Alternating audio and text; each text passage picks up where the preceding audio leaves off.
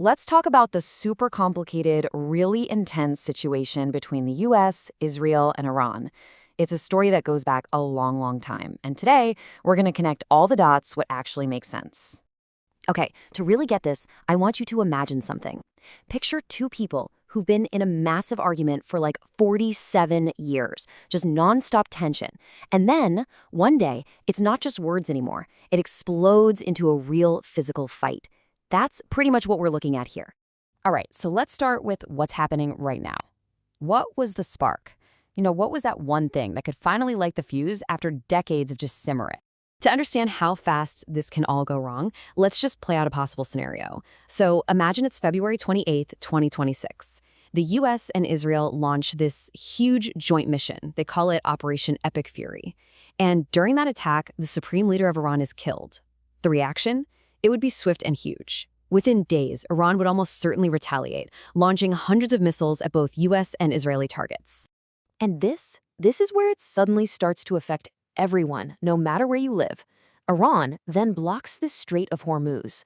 Now, think of this strait as a super narrow hallway that a giant chunk of the world's oil has to pass through. You block that hallway, the whole world feels it, almost immediately. Gas prices everywhere, they'd go through the roof. But here's the really wild part. It wasn't always like this. Not even close. To really get why this is all happening, we've got to jump in a time machine and go back a bit. The history is everything here. You might not believe it, but before 1979, the US and Iran were actually good friends. They were allies. But then the Iranian Revolution happened, and it flipped the board completely. Everything changed. Almost overnight, they went from partners to bitter enemies. The new government that came into power in Iran had a totally different way of seeing the world. They started calling the United States the Great Satan. And look, that's not just trash talk. That phrase signals a huge shift. This wasn't just a political disagreement anymore. It was now an epic good versus evil style conflict in their eyes. So, this kicked off a 40-plus year Cold War. What's that?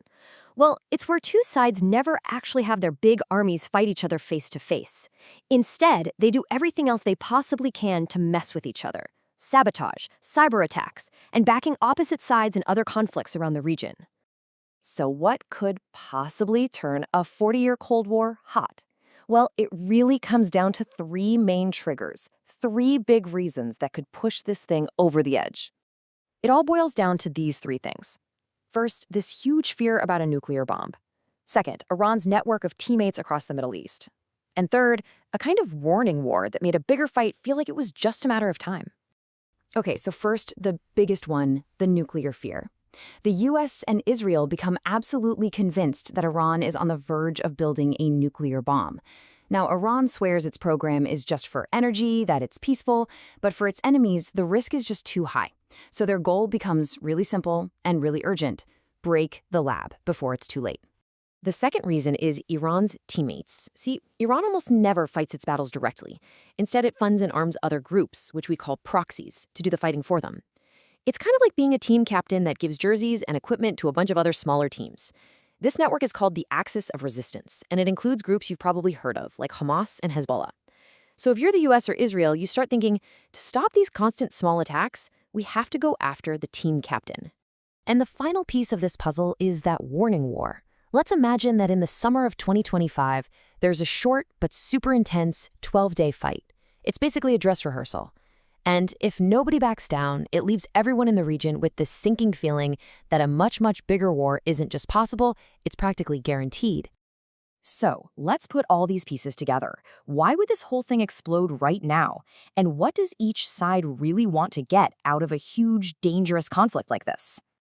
Okay, here are the goals in a nutshell. For the US and Israel, it's pretty clear. 1, stop Iran from getting a nuke. 2, shut down all the attacks from their proxy teammates.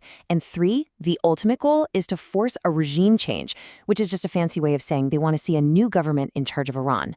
But for Iran, their goal is to fight back against what they see as a totally illegal attack on their country, and to show the world that they will not be pushed around. And this all brings us right back to that narrow hallway for oil and why a fight in one part of the world can have such a massive impact on all of us. It leaves us with that really critical question. How does blocking one little waterway end up changing the price every single one of us pays for gas.